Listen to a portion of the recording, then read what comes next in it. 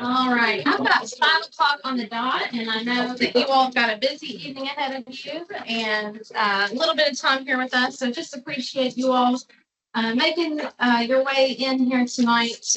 Hopefully, it sounds, well, it looks like everyone beat the bulk of the traffic this time around. So we've learned. We've learned technology's working. All going good. The only thing that's not here is sweets, if you haven't noticed, which I'm sure you did. Jody unexpectedly couldn't be with us tonight, so I will try to be sweet enough for the box of cookies that we are lacking. I'm surprised you did. Well, I will take the blame. She offered for me to drive by, pick them up, but it was a detour that I just cannot afford today. But I'll just tell her she owed you that. She owed you that. I feel it. So we are going to go ahead and get started here tonight. Excited about look, I said it and I said it out loud. Just a reminder, our sessions are recorded. They're added to the KDE Media Portal for later viewing. And so we actually don't have to worry tonight about cameras and lights on, but also want to remind you that in addition to the printed minutes in your folders tonight, you can also go to the webpage and view those at any time as well. For the new faces in the room, my name is Sarah Snipes. I serve as our Director of the Division of Innovation at KDE. Jody Doman, as I mentioned, could not be with us here, unfortunately, tonight, but you've probably received an email or two from her over the past couple of months. She is our Innovative Programs Consultant and Lead Liaison for this advisory council. Just to walk through the agenda very quickly, this is also in your folder. Want to just walk through that before approvals with our chair. We'll go through welcome and introductions, approve those minutes from our last meeting. Commissioner Fletcher is here with us tonight. He would like to open up with any remarks as well. Then one of the items that you all identified in December's meeting through your priority of a learning agenda was teacher recruitment and retention. That topic came up near the top of the list of things that you all wanted to learn more about and contribute to this year. And so Ellie Gilbert is here with us today to discuss teacher recruitment and retention, and followed by Sheriff Savage and Dr. Stafford, who is from our Office of Assessment and Accountability, and going to talk to us a little bit tonight about Kentucky's accountability model and where all of that work is leading in the state of Kentucky. We'll end with some facilitated discussion and feedback and adjourn so you can enjoy the rest of this evening.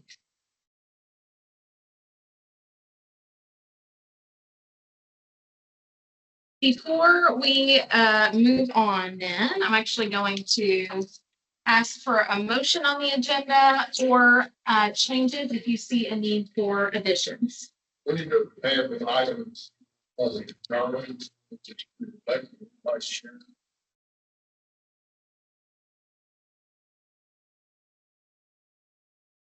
Okay.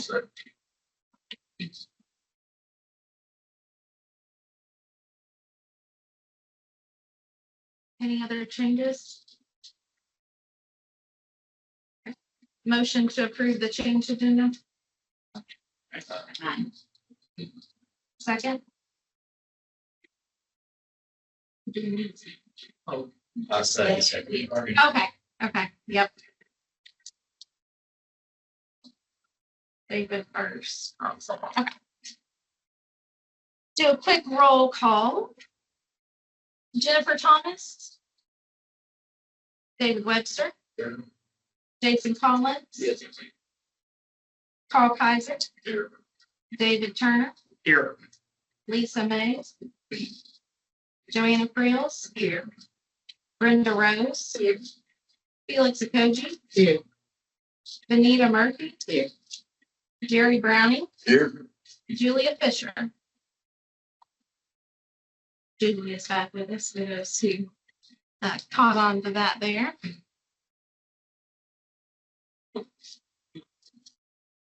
And I'm going to, I did not put it on there, I'm sorry. Look, this is how I operate without Jody by my side. Looking over the minutes in your folder as well, I apologize. Can I get a first motion to approve last meeting's minute? And a second? Thank you. All right. Mr. Fletcher, anything that you would like to open us with this evening? Just a quick, first of all, I just want to say thank you. As a former superintendent, maybe you know, I was superintendent for 10 years. Enjoyed the job. I love being with kids. I love being in classrooms. I love being at sporting events, academic team events, JROTP. That's all a lot of fun.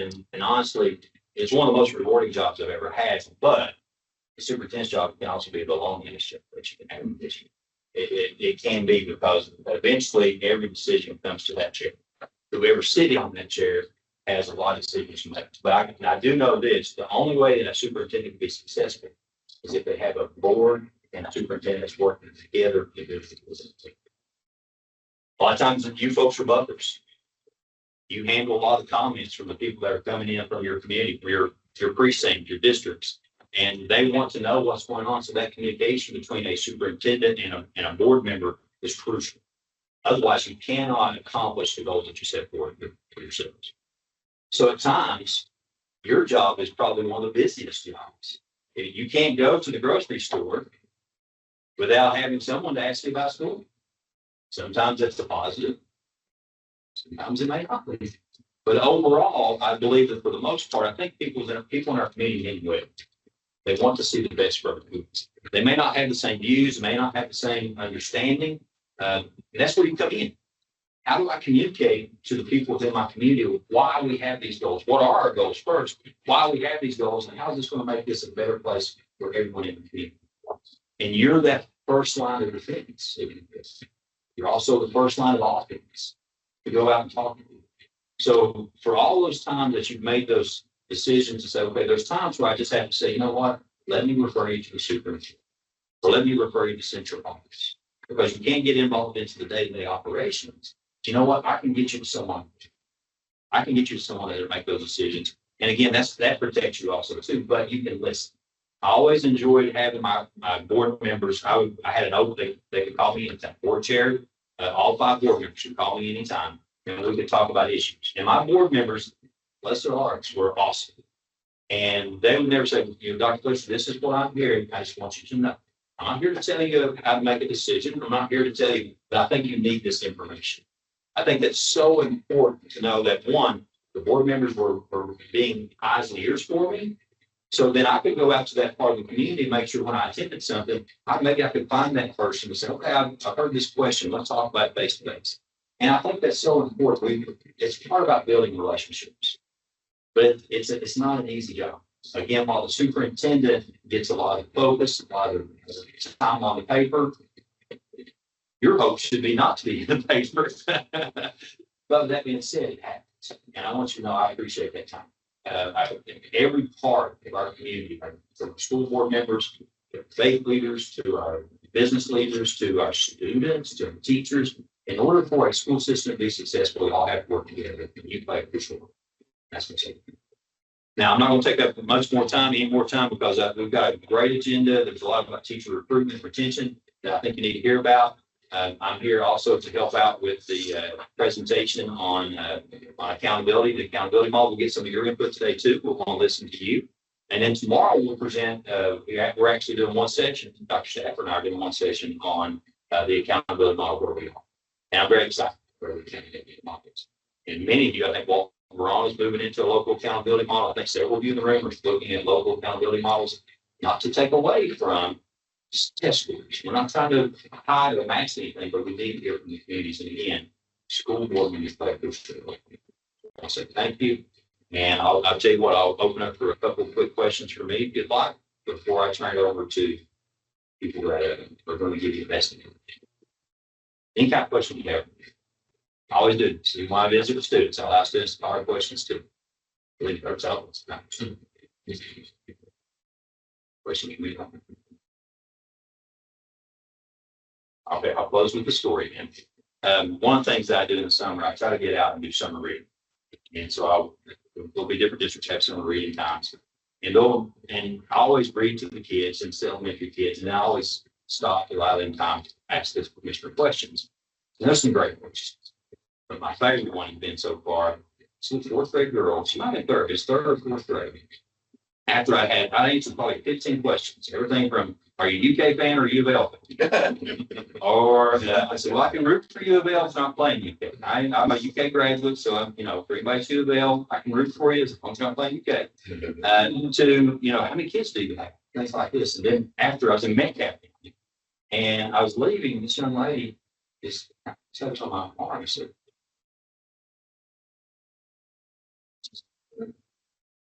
I walked over and she said, you can tell. She said, how much money? I told her like that. She said, it's not bad. I said, would you like to be commissioner? She said, I'll consider it. I said, I'll tell you what, if you need a recommendation, call me. I'll see what I can do. But it's amazing what come out of students' mouth. The superintendent just happened to be there and he said, did she just ask you? And that's perfectly fine. But those kind of questions are so much fun with kids. And when you answer them, they're like, so again, it's the best part of this job. Absolutely. Again, I want to say thank you. Appreciate you.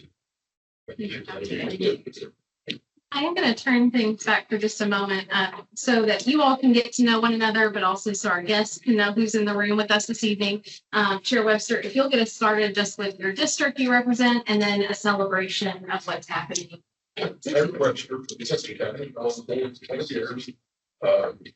got a lot of things I can say about these things, exciting things happening, but I just go to the Renaissance. There was a distinct back to the Renaissance, and here our hospital got planted there, and we have school got started. And the other two schools got recognized. It just never the way to their lives. It's really proud of them.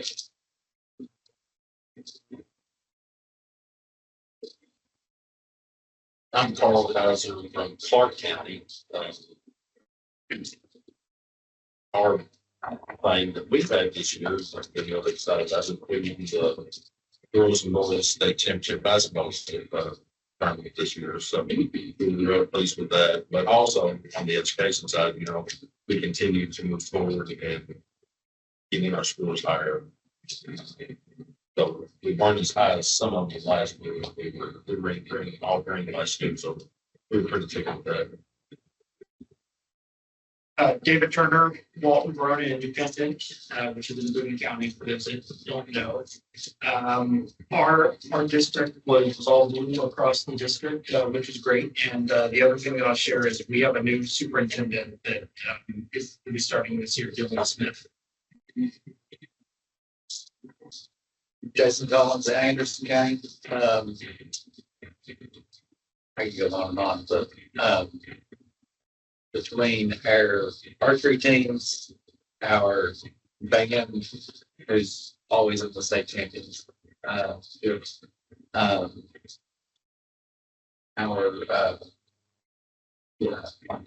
we've got an incredible. We started this year a fire safety program, which I think we started out with 23 kids, and I was just told the other day that we're going to be around 80 kids this year. So those types of programs are really making a big impact.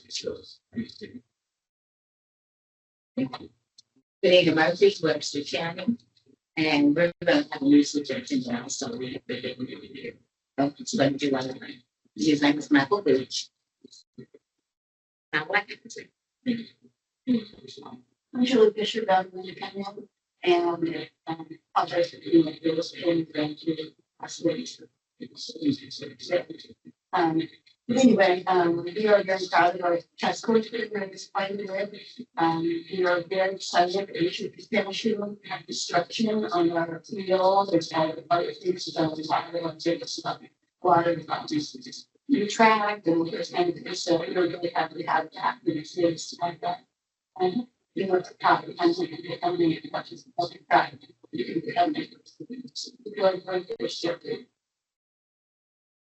I'm Joanna Friels from Shelby County, and we're just about completed with the last school that we had to redo to get safety in the school by having the office to the door instead of being closing in and going. So we've got a lot of building going on. we're completing those 3 schools. One of them was finished, and then we're getting ready to start an elementary and middle school. Um, I think next year, I think the plans are already started to roll with those. We're redoing our farms, so we've got a lot of things going on. Jerry Browning, Gary County, board chair, been on the board 22 years. Just completed, in fact, Jason took my place as central region director. And, we're proud of the facility that we got. We just like one more thing. If we ever get the,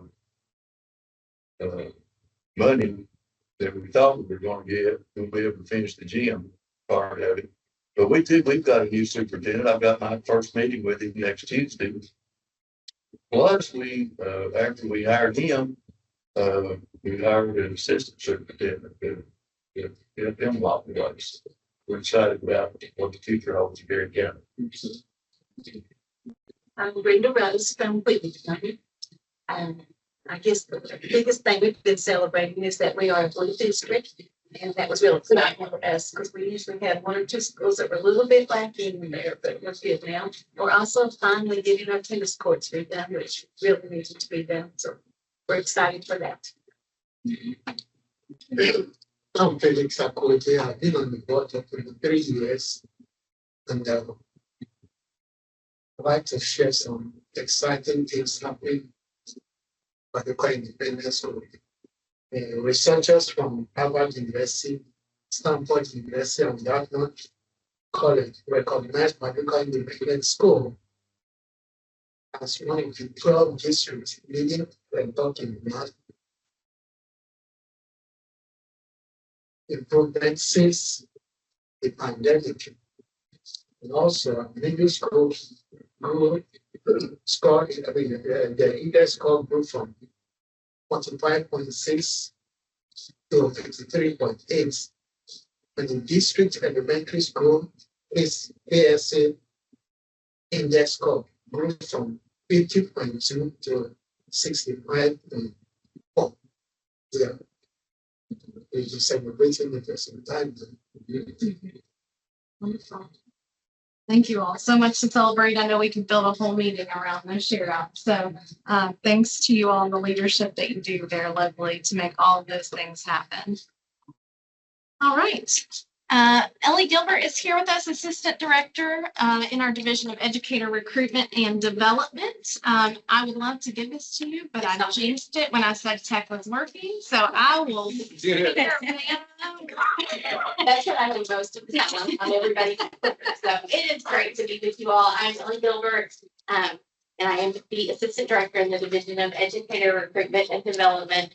And Sarah and Jody asked me to talk to you a little bit about trends, issues, things that I'm excited about, things I'm aware of. And I'm going to shout out Clark County here a little bit. So I'm excited that you're here because you guys have some good stuff happening. So what do we know about recruitment and retention in Kentucky? We know that the staffing challenges are ongoing.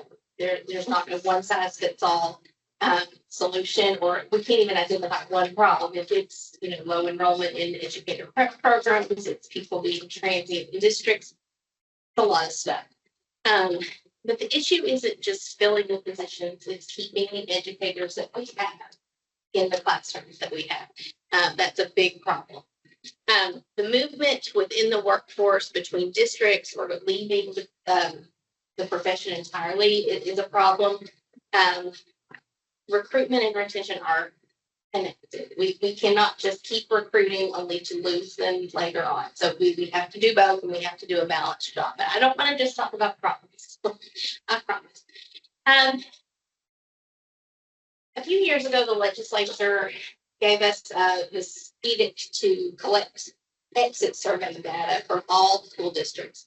There's not really a penalty if districts are completing it, so we don't have a ton of really good data. We're working on figuring out how to communicate that to superintendents that we really, really need that information. So what we have here is a little bit limited, but it does give us a representation of what's going on. So that exit survey, ideally, human resources director or superintendent would give this survey link to a person who's leaving the district, leaving their position, whatever, and they'll kind of rank the reasons that they decided to leave. Tell us where they're going. Are they going to another district? Are they leaving the profession? Are they leaving because of like this relocation? Here's what we know. The top 3 reasons that they cite overall, work-life balance is number 1. School culture is number 2. And retirement's number 3. They'll fix retirement. That's the happy ending that everybody wants to get to. But the first 2 are definitely things that we can address and we can deal with.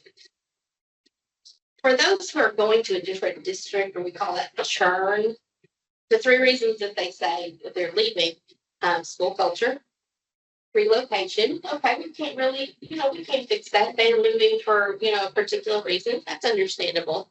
And leadership style. That's a fixable problem too. If they are leaving the profession, and this is half of the respondents that we had, now that does not mean that half of the people who are leaving their job are leaving the profession. That's just in our limited pool of respondents. If they're leaving the profession, they say it's because of resources, which this one has shot up this year. This has never been a top 3 before. So I'm really curious about what do they mean? They don't have resources, or I don't know what they mean by that, but I think that's really interesting. Work-life balance again, and the workload. So the good news here, I think, is that most of these things are addressable. What do you notice is not on there that you probably thought might be on there? Okay. So we're going to talk a little bit about that.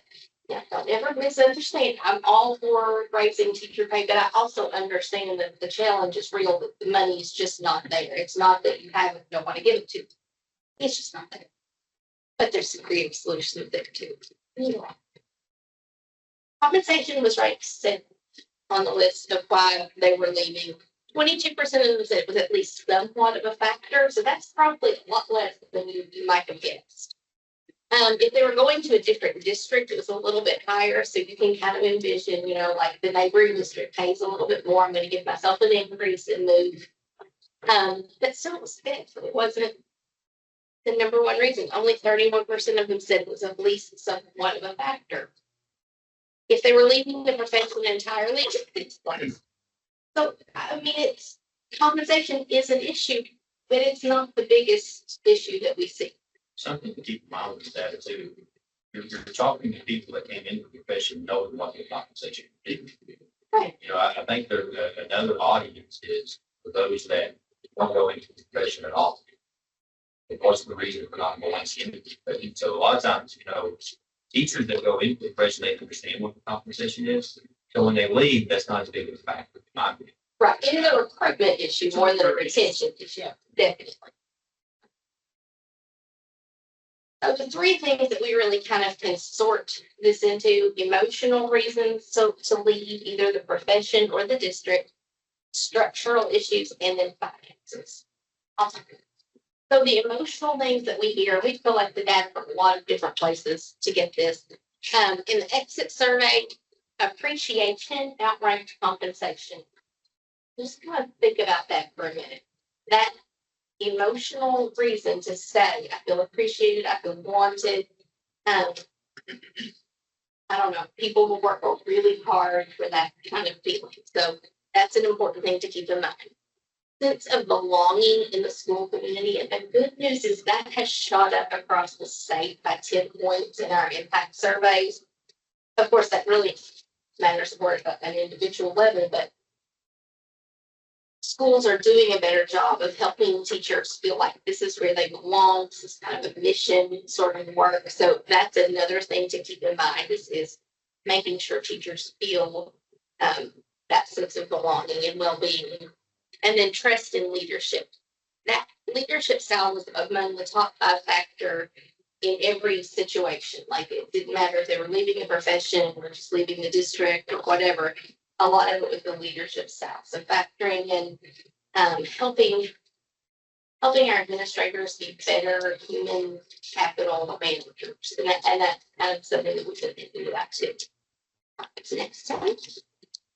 The structural drivers, the workload, sustainability over time. personally, in like my friends circle of teachers that I know, this is the one I hear a lot about. It's just overwhelming workload. Work-life balance, and we've talked about that as personnel. They only don't know it means something different to everybody, but I think it's recognizing that honoring the time that teachers put in. I have a friend who left one district for another, and she hasn't started her new position yet, but she texted me the other day and she said, I'm gonna go meet my new content partner and we're gonna work out curriculum and they're giving me PD credit for it. And she was just floored. And this is a 20+ year veteran teacher who's never been compensated for time that she spent working on curriculum outside of a professional development day that the district set aside. That was huge to her. Like, just getting me credit for 2 hours that I spent working on it. She would have worked on it anyway, but now she feels that value. So I just think stuff like that's really important. Planning time, busy work, and autonomy. We heard this.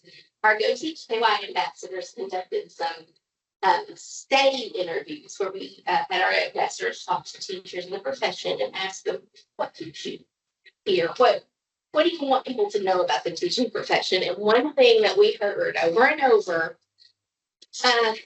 it would make teaching more satisfying if their planning time was protected, they had less busy work, and they had greater autonomy. So that, again, protecting their time, valuing their time was really important. And student behavior supports. I kind of expected that one to be a little bit higher in the exit survey than it was, because a couple of years ago, I was involved with this. TASA did a survey of about 700 educators, and they talked about how behavior was really what was driving people in the classroom. But in our limited selection, that's just not what we've seen. I still think it's an issue to consider. Maybe that feeds leadership style. I don't know, maybe that's where we're seeing it in the survey, but anyway, that's what it says. Financial drivers. No. Starting salaries and raises aren't consistent. You have districts all over the place paying different things. You're never going to see a whole lot of movement on that. That's just kind of the way it is.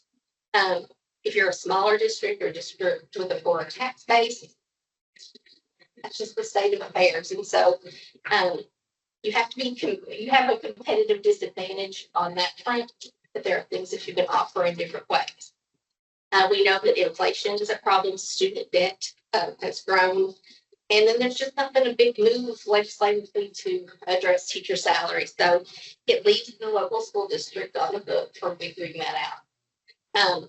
And the other problem, the only real way for a teacher to advance his or her salary is to move up into administration, which pulls a teacher out of the classroom. But we get another vacancy. So we just kind of are chasing our tails in that area. But I do think there's good news. One thing I did want to talk about was that smaller districts seem to suffer this a little bit more. It's impossible for smaller districts to compete salary-wise with a larger school district. They might have limited advancement pathways. They just don't have the same resources. They might have harder to fill specialized roles, but they do have strengths in the area of relationships, flexibility, and culture. And we know that means a lot to teachers. So I think for smaller districts, focusing on those strengths and really playing those up, that's the way to go there. Okay, so for districts, this means that teachers' daily experience, it's not one piece of, it's not a salary, it's not one piece of information, it's the daily experience that impacts the teacher's decision. The emotional and the structural conditions matter more than the salary. And those are the things that maybe districts have a little bit more influence on. Where districts can really impact this, leadership, having consistent support and providing recognition for teachers from the leadership is very important. Working conditions and time, protecting that workload, protecting that planning time, being realistic in the expectations of teachers, and also providing growth and career pathways within the district that offer opportunities for growth without leaving the classroom. And so I'm going to show you some examples, I think, next One of the things that we're really seeing with compensation is a multi-layered model. So it's not just your base salary, it's the benefits that come along with it. And some districts are being very creative. And it's really, like, I really like seeing it. I had a conversation with the district the other day, and we just kind of talked about some little things that they could do that would really pump up their compensation package. Maybe not financially that much, but it felt like you were really embracing what the teachers wanted. Compensating leadership and learning opportunities for staff. Just like I said, my friend who was so excited that she got compensated for her 2 hours of work, that meant a lot.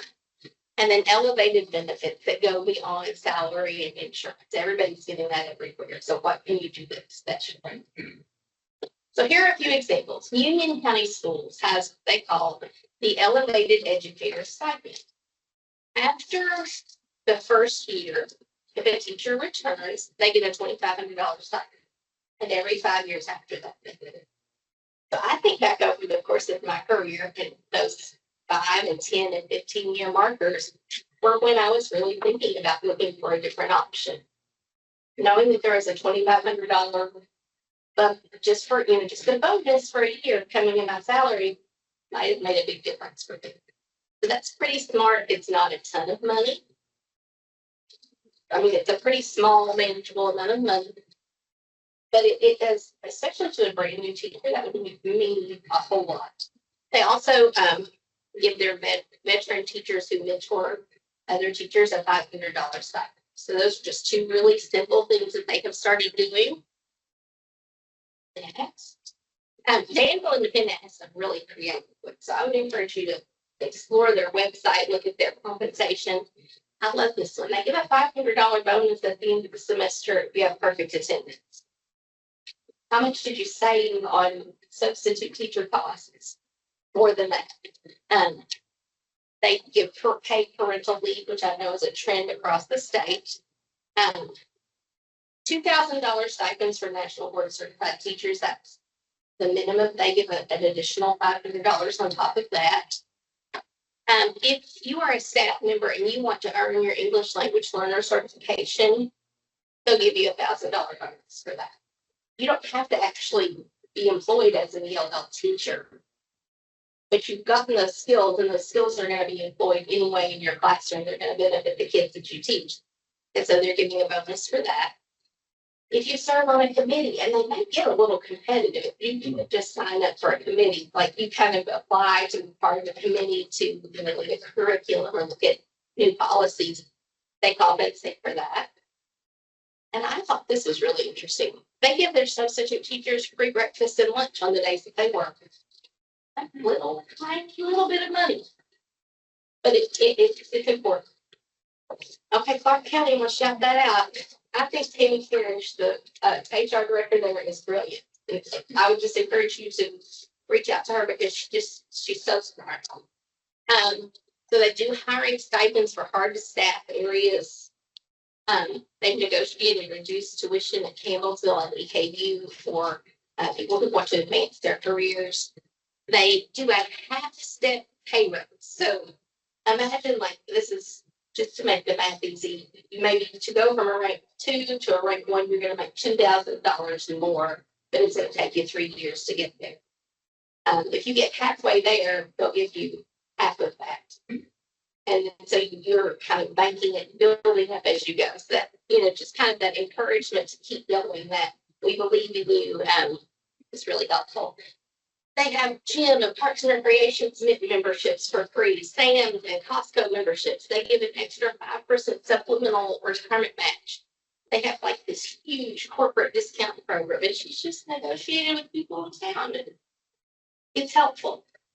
They also do a leave package, like where teachers might have a doctor's appointment at 2:00 and they don't have to take the whole half day off. They can just take an hour and a half off in the afternoon. Save a little bit of their time for later. And if they have to, staff only childcare. I'm just telling you, as a mom of 3 kids who were all in daycare at one time, this would have been the deal breaker for me. I would have gone running to Clark County. Staff only childcare for $20 a day, free tax. I would have been there. And that was like, my kids were in daycare 20 years ago, and that would have been cheap then. This is like mind blowing to me now. They pay $50 if you have to cover somebody's class during their planning time, you get $50 bonus on your check. Simple, small amounts of money, but big impact. I've seen districts also, for example, there's a big impact on dual credit.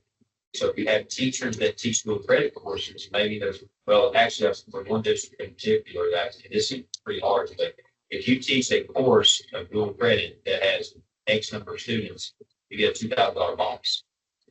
And so I've seen districts that look like the teacher taught English 100, first semester, English 200, they got $2,000 bonus at Christmas and $2,000 bonus at the end of the year. I thought that maybe elementary teachers would be frustrated with that because really you only have high school teachers.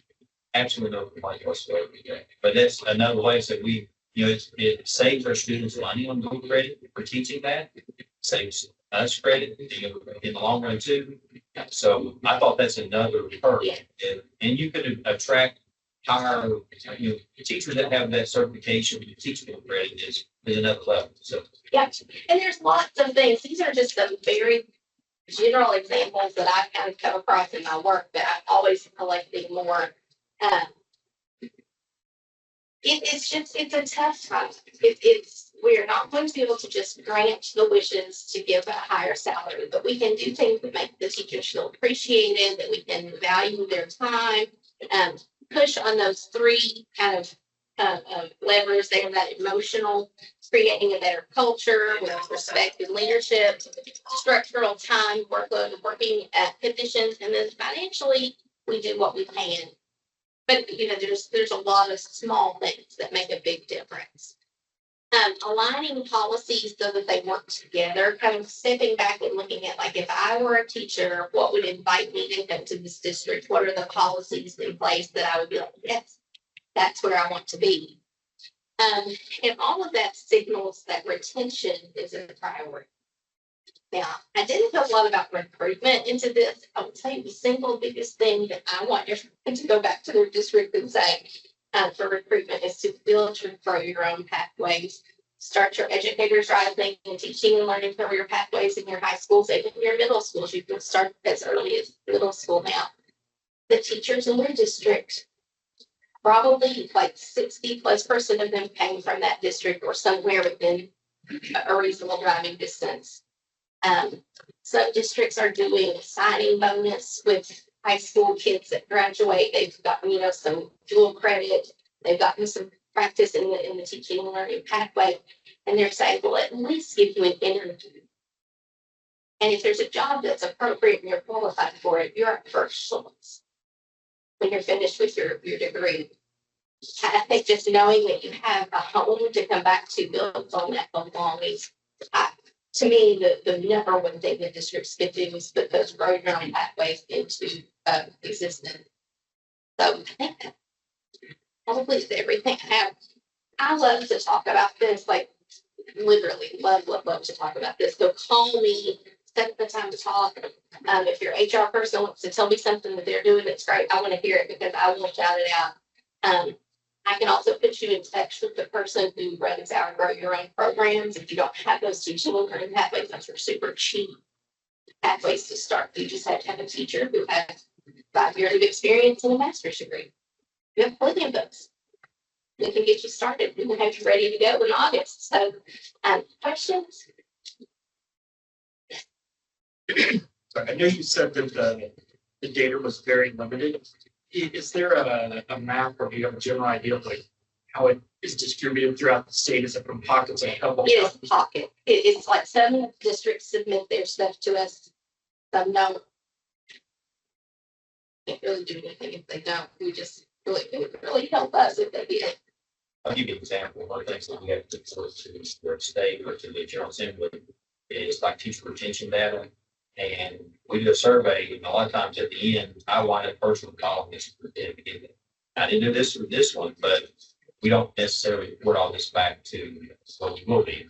Well, if our exit survey, like we don't put it out there and say, well, Franklin County, here's what their exit survey data looks like. But we will give it to Franklin County to look at, but we don't say, look at how good or bad, they're doing, we do a state aggregate, but we don't know anybody out. It's just very, it's really for their information and then for our information to help plan the program. But we're working on it. We're gonna work on a better way to get that out. Is that exit survey pushed proactively in districts? I know it's one of the things that within our district, we as a board had a lot of questions about follow through on exit surveys. Because we'll have pockets of time where, there'll be a shiny new district somewhere else that's paying a little bit more and then we'll lose a fair amount of people all at once. And we as a board weren't getting a lot of data back on the why. And we were just kind of told, oh, it's just the pay, but seeing that it's much further down than just knowing what I know myself. I know that's not the answer. So I don't know how we as board members can help kind of pull that out of our. Just ask your superintendent. I know they get, superintendents and HR directors get that information every year. They also get 1,000 other emails Sure. like that, then it'll fall in there. So we're working on a better way. I have a plan. What are your thoughts about doing like touch point surveys of teachers throughout the year? Yes, Just to get a pulse on how are we still feeling, how are we feeling now, how are they feeling? so that is a big thing that we're working on right now is we're putting together a kind of guidance document for principals to do those kind of state interviews throughout the year. We've got 3 different models, kind of a low, a medium, and a high. What do you have time for? Because some of them are not going to have time to do extensive interviews, but they can do those check-ins. So we have kind of 3 different models. So that should be ready like September-ish for them to start doing them if they want to take that. My thoughts are, if there is something that's not going great for that person, that they don't, or a group of people that they don't want to say anything, you can just fester and Yeah. know them and then. So that was my thought. I just really wanted to get thoughts on it. I believe very much in the state interviews. And there's different ways that we can construct them. Like there's a model for the teachers, do them with other teachers and just report back to the principal. I think we trust principals to know the culture of the building. And so if they think maybe that teachers will be honest with other teachers and maybe not with the administration, that's one of our models too. So that's coming, and all of this. Put this on here. GoTeachKY.com. We have a repository of good resources for you, and we're constantly adding to it. On that, the Texas survey, see, you mentioned the leadership time. How does it affect? Okay.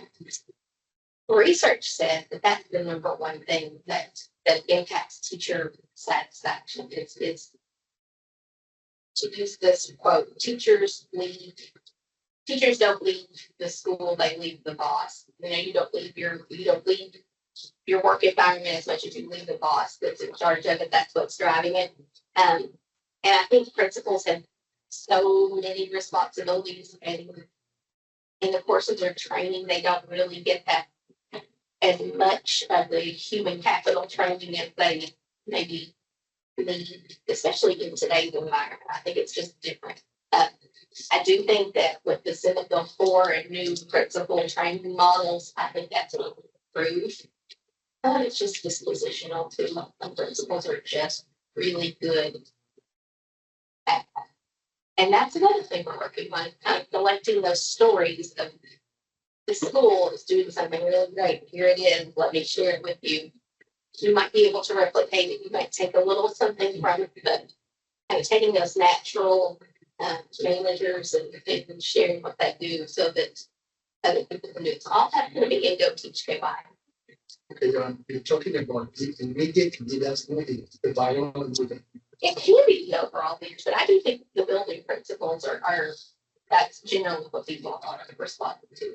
I tend to agree with that, but I think also is to have that, I can't say nothing about our superintendent because he's so hands-on. He is always in a building. He don't just sit in this office. He goes to the buildings, he's in the building. So, and that affirms the principal, they feel that affirmation. He sets the tone for everybody else. Yeah, absolutely. Thank you. seriously, call me, email me. I love to talk about this, to help you make better plans and suggestions and just write something. I take it out here work, the child care part work. Oh my gosh, I can't even imagine, like, I think about myself 20 years ago when I had twins, but are just now 20 and a daughter that's almost 22, so I would push in two in and stroller and drag one behind it. That would have changed my life. Yeah. I tell you, it pays for itself. Oh my gosh, yeah. I mean, the money we're charging, it pays the teachers, it pays everything. I mean, I thought it cranked it when we were that little, and we did very briefly have childcare, and that was a game changer. When that closed, I was like, yeah, I'm pretty much time in the morning to get them where they need to be, and me where I go. Yeah. I would not survive that time. All the ones doing graduate from college next year, I'm so proud of them. And Sarah's nice, two of them in fifth and sixth grade. And I survived. That's the first one. That's about on her or just about the kid? Listen, I was just over there doing my best. on the numbers though, on the retention rates, we have numbers. I brought them tonight because I knew, we used to talk about these a little bit, but in 2021, our retention rate was 67%. In 25, it was 90. And we expected 92 to 95 as of June. Retention rate. I talked to one of your neighboring school districts the other day, and I'll disclose the name, and I was like, I know you're competing with them, they're just doing everything right. I'm sorry. Like, I know. Well, I think everybody remember, childcare is a game changer. It is an absolute game changer. With what you're charging, pays for itself. That is a huge game changer for it. And those numbers don't lie. You go from the 67 retention rate to the 90, also from 10-hour heated in classrooms. And he said all the functions. If I might add too, I live in Frankfurt, but I knew about Clark County, not from work, but from social media. Teachers are more connected now than ever before. There's quite a popular group on Facebook that has 30,000 plus educators, and they share those things loud and proud. And so that is a major driver where I think a lot of folks sometimes don't realize teachers are sharing those types of benefits. It's nothing. I could probably get on there right now and see a teacher ask me about the culture of a particular district, and people are responding. So that goes a long way, even when you see it informally in places like social media. But as far as sharing and promoting that, I do think Clark County's done a great job of making things easily available to share those things. And so you see them popping up out in the wild and people getting that information. So even just the way I think that's marketed is really smart in ways that people can share it quickly. I think sometimes we just want to sit back and expect the superintendent to do all that. It's all in the retention part. Some of the things we've done in our board member meetings is we allow time. We spend about an hour to an hour and a half at every board meeting with teacher recognition, student recognition, and those things to give them awards to teachers for going above beyond the community or whatever. There's all these different, our motto is working great, let's do like down. And that's what we talk about, there should be little certificates, but we don't. And then we also do it to the classified staff too, recognizing them to create that culture so they have that too. Yeah, absolutely. You put this on your website, to kind of advertise that to your work. Their elevated benefit plan is on the website, and I will tell you that that's a huge one too, because it's hard to find what school districts are doing. I mean, I think the teacher retention is a good one here. If this is, happy teachers or just, their feels and, appreciate it. I don't know how it gets out, and once she said Tammy Paris, she is excellent. She gets the information out there. I mean, Dustin done a great job with Mr. Howard hiring her and the staff that he has on the staff. My second teacher, Or there is some negative news out there too.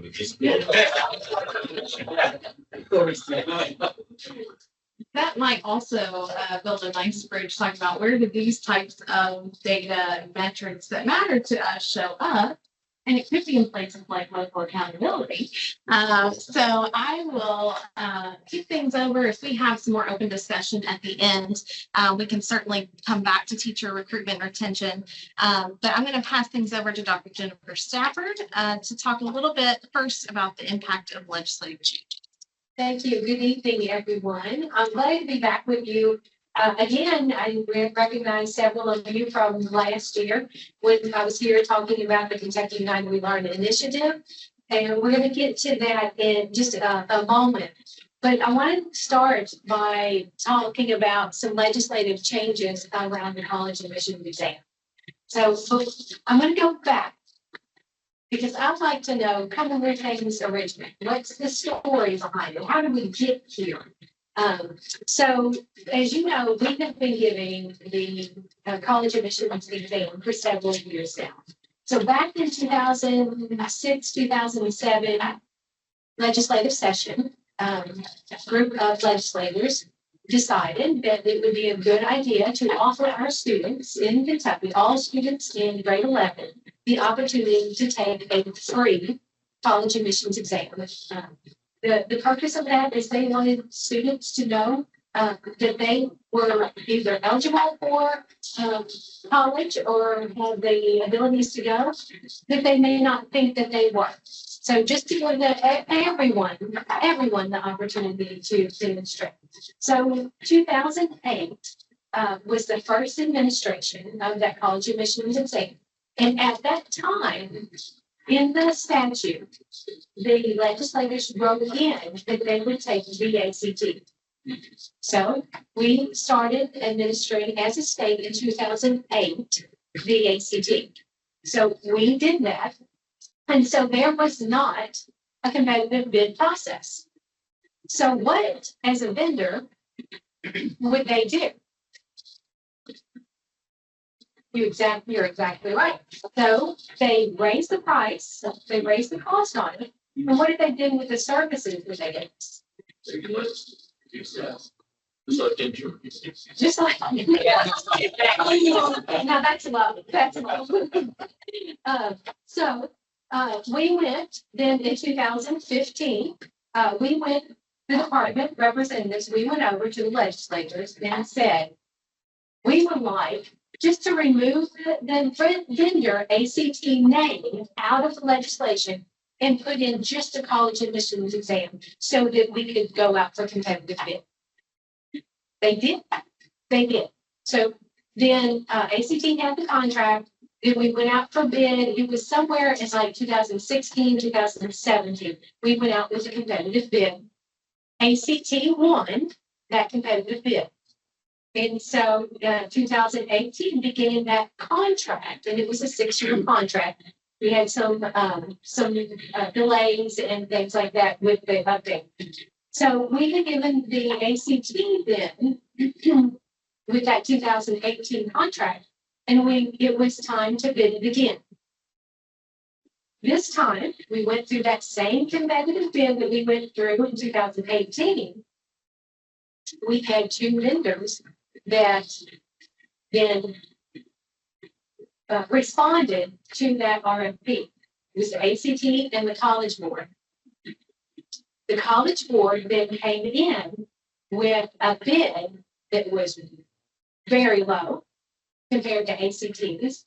Plus, they gave us a lot. And when I say us, I mean the teachers, the students, administrators, a lot of services and a lot of products.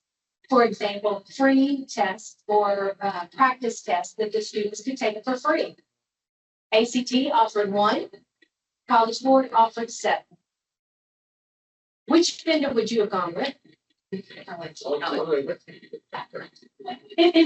that's what happened. So Our savings this year is $380,000. real dollars. So College Board got the contract. We went out. It was literally like the first day of my moving into this position, and then we quickly got a protest from ACT because they were quite upset that they didn't get Kentucky. Got a protest, we overcome all of that. The administration in spring of 2026, did you hear any complaints? Did you hear one? Commissioner, did you hear any complaints? No complaints about, because of the flexibility. They're so, district were pleased, but instead of being having to give a test at just one particular time within a half-hour time frame with SAT, you have 6-week window. And you could assign that at any point. And then, the only complaint I've ever heard was it's different. It's different. And that's the only thing. And that wasn't really a complaint, they just expected practice. Expectations. So, Cher and I go out and we are in front of multiple stakeholders, just like yourselves. And so throughout the past spring, we've been doing this presentation. We've not received a complaint. We have only received positive comments from, I'm sorry, it's taught us how to give feedback. And they have been seeking us out. Thank you on this. So that leads us to then, you could go to the next one, the last day of the legislative session.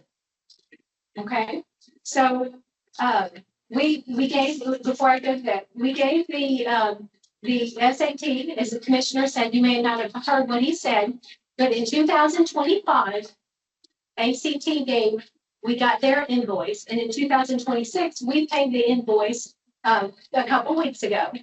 The difference between real savings to the state of Kentucky was $380,000.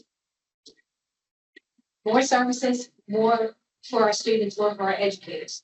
So last day of the legislative session, the very last day, April 15th, a surprise to us, Senate Bill 197, Section 15 says that for the college admissions exam, that no general funds provided to the Kentucky Department of Education shall be used for any contract that does not meet Kentucky academic standards. And it also, starting on line 8, the Kentucky Department of Education shall initiate a new competitive bid process and shall award a contract only to a vendor or vendors whose assessment product satisfies all of the requirements under state and federal law. Surprise to us. Now, let me tell you a little bit about SAT and College Board, or the ACT and College Board. They're national vendors, right? Their assessments are given to every state, every territory in the United States. So do you think that their product is going to be based on the Kentucky academic standards? No, because it's not a Kentucky test. It's a national test. The way that they develop their assessments are they go out and they do surveys to colleges, universities across the nation, and based on that feedback, they develop their assessments based on their own blueprints. Okay, not Kentucky. I mean, they ask our colleges and universities, we're part of that, but they're also asked in every state across the nation. So it's not going to be based on that. So an error in this law says that only a college admission exam based on the Kentucky academic standards can be chosen. That's an incorrect assumption. Okay, so we got busy on trying to educate our governor and his staff about that. So because it was the last day of the legislation, or last day of the legislative session, this was subject to veto. Okay, so we wanted it, the whole thing vetoed is what was our approach. However, what happened was the governor vetoed that first part that says it has to be based on the Kentucky academic standards, but he left this part. Okay, so therefore, we now have to go through another competitive bid for the college admissions exam. And look at the last thing. It has the process to be in place for the 26-27 school year. Better get started. So, yeah, so that means that we're doing another competitive bid for our college admissions exam. It generally takes about 18 months to get a contract through. 18 months. And this was passed on, he signed it on April 27th. So we quickly got in contact with the finance administration cabinet, who they manage all of the contract for the state government. They facilitate those. We have to follow what's called a model procurement code 45A.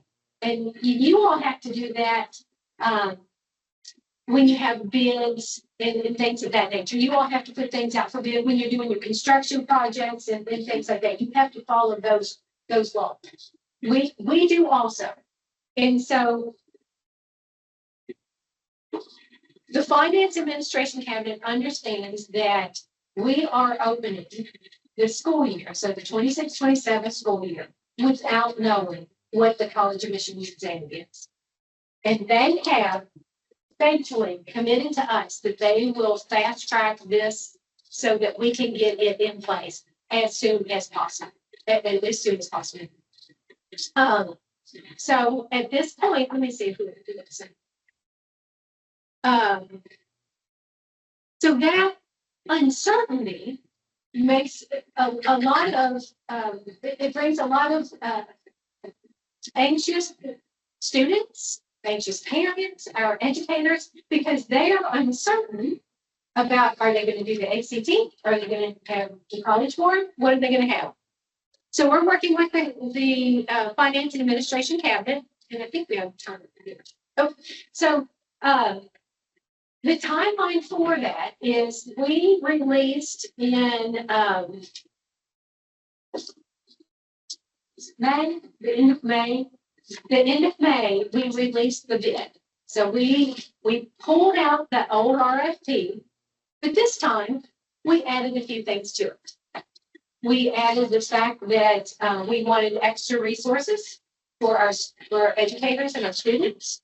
We added that we wanted some flexibilities. We also want our students who need special needs or with special needs that have accommodations. We want that process to be fluid and supportive of our students. And so we have several things that we have put into this bid that we want and that are now shalls for the bid. That competitive bid, we also, it's different from the last bid, is we involved some additional partners in the bid. We asked the Council for Post-Secondary Education to be part of the scoring process because the CPE is a state government agency. Their employees are state government agency, and they can therefore be evaluators, scorers for the bid. We also invited a district assessment coordinator to be part of that evaluation process because their perspective of administering, because we sought a district assessment coordinator who has administered both and has understanding of the assessments and brings that knowledge and expertise into the bid process. So we've expanded the scoring team, and we've made some refinements and enhancements to the RFP. We got the competitive bids. I say we, the finance and administration cabinet, those did not come to KDE because they're the ones that facilitate this. They got that, I want to say last week or a couple of weeks ago. They're reviewing both, however many bids are submitted from the vendors to see if they're right now are responsive.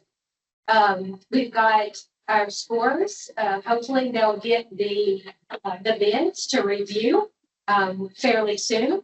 And then the evaluation will be sometime in August. And also then after we go through and choose, then it goes into the contract negotiations and the lawyers get involved.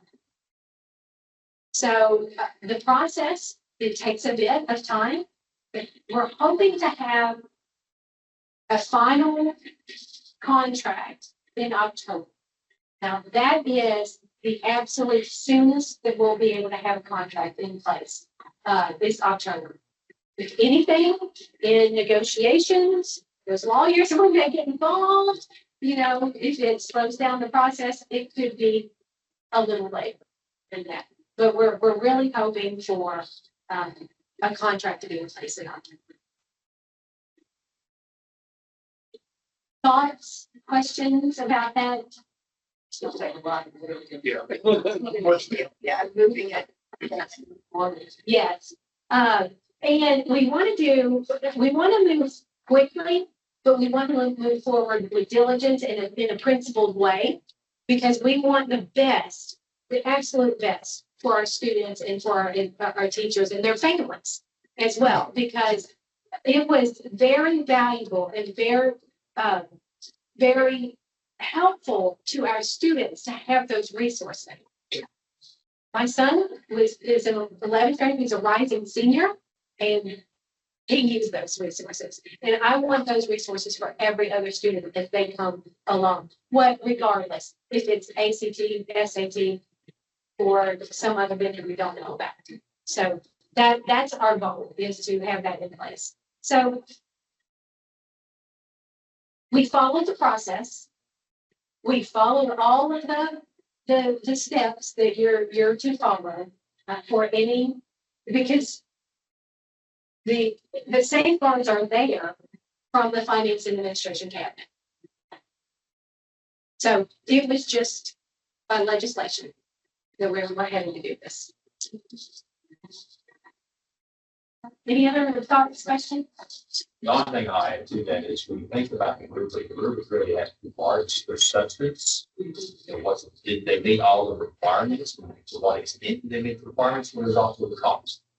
So, you know, one of the major reasons why SAT calls more than one last time, there was a guaranteed savings of $350,000 a year for 4 years. And in the 5th year, ACT had increased their cost. So we could save up as much as $500,000 a year in the remaining years on the contract. So again, you know, if ACT and SAT come back with similar costs the next time, then we'll look at substance a little bit more and see what that looks like. But again, there's two parts: there's substance and there's also cost. Thank you. Do we know why the legislators made such a drastic decision this time? I can tell you what was actually mentioned in committee. They mentioned in committee that it was about longitudinal loss. They wanted me to say it was important. And again, this is what said in open committee, that it was about trying to have longitudinal data. Now, my argument there is you're going to have college readiness regardless of the research. It may not, and you have all these tables that translate an ACT to an SAT score. So you can look at college readiness numbers if you want. Again, it's hard with two different tests, but you can also look at those concordance tables that follow that give you a translation of this is the ACT score that translates to this SAT. There's some work that has to be done in that. And again, 1 year's translation table may look very different than the next year's translation table, but what was given in committee was more about longitudinal. Thank you.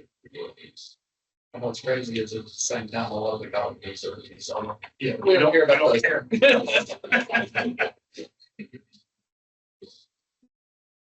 Okay.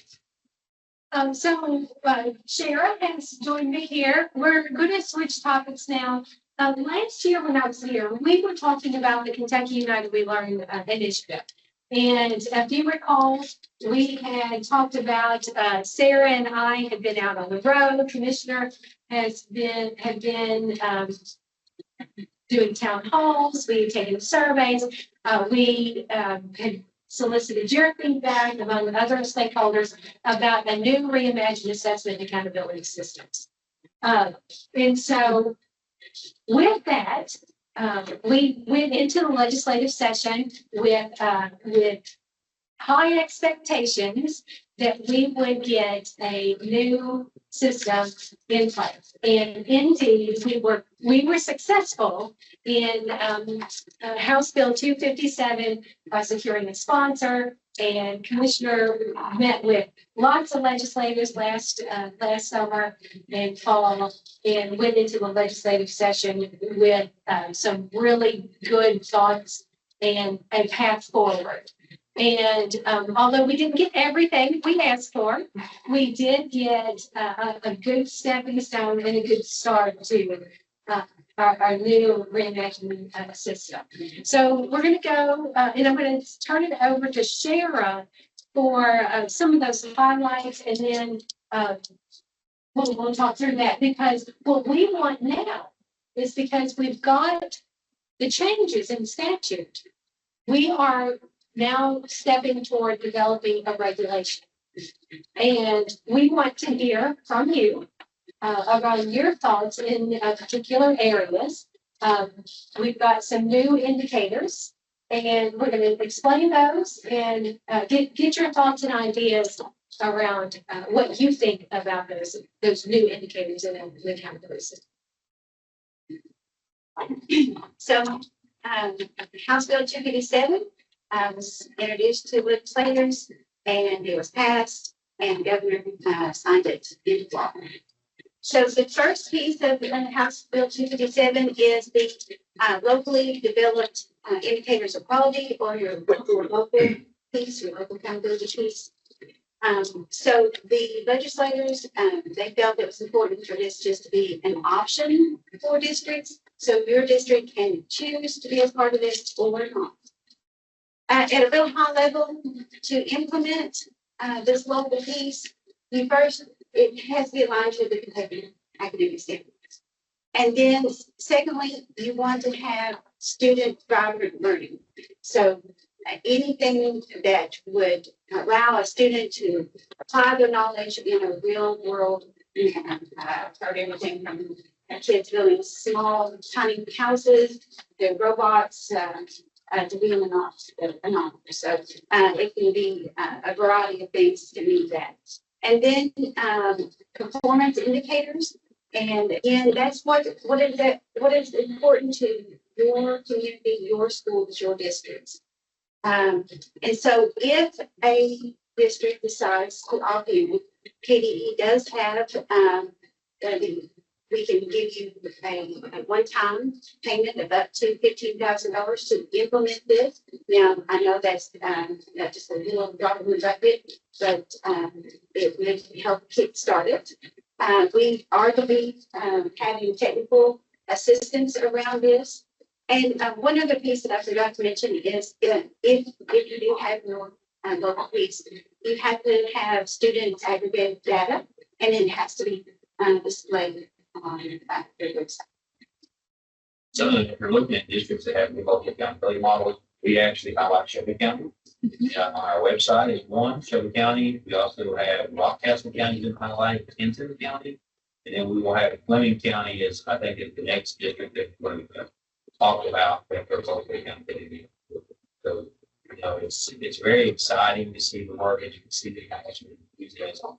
I have, as a matter of fact, Shelby County, by the name Mike Heskett, was he was the chair of the local accountability, who is a local business, not a principal, not a teacher, but a local business person, but the chair initially of their profile learner and their local accountability work as it was approved. So this is really truly about trying to get input from the local community, what you expect, what's the data, what, absolutely every single one that I've seen so far, the first pillar is student achievement. And it can be state testing along with local maps or already data combined, but also you can see things such as defensive learning, see how are students being able to have the opportunity to demonstrate learning as a communicator, just like Sharon said, or a collaborator, or other things that we call fire department, defensive department.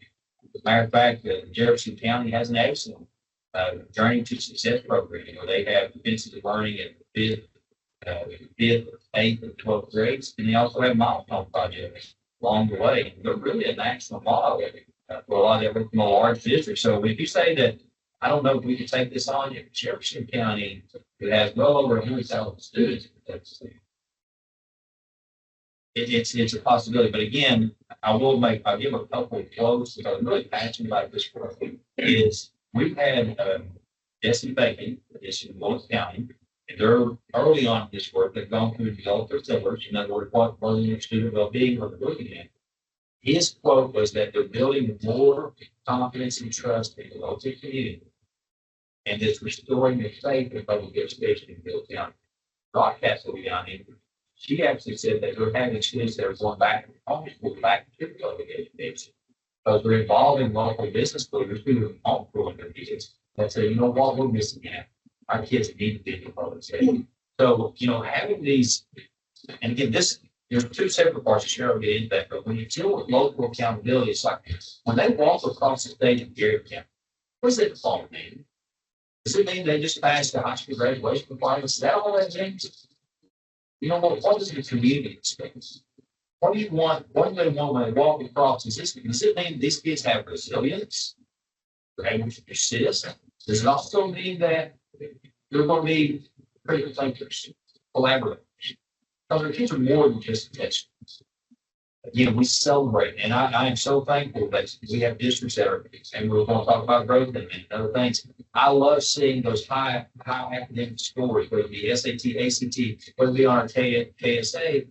Some of our students need other ways to demonstrate their success. One of my children is well.